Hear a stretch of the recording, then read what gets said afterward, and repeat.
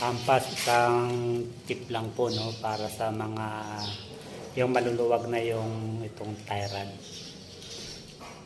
Ito po, dahil maluwag po ito kanina, so ngayon po mahigpit na. Ayan, parang bago na. Kasi ginawa ko lang po, kung wala po kayong pambili, kayo po yung nagbabaklas ng ganito, pinukpok ko lang po dito.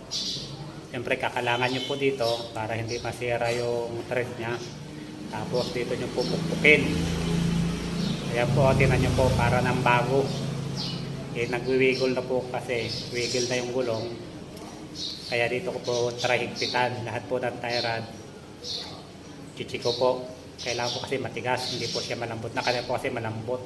Talaga pag ganyan mo, bumabagsak na. So ngayon, ayan, back to normal na, parang bago. So pansamantala lang po yan at orderan na rin po natin ito ng bago sa sunod. Sa ngayon, habang wala, so yun po ang magandang review. Ayan po, ang higpit na po.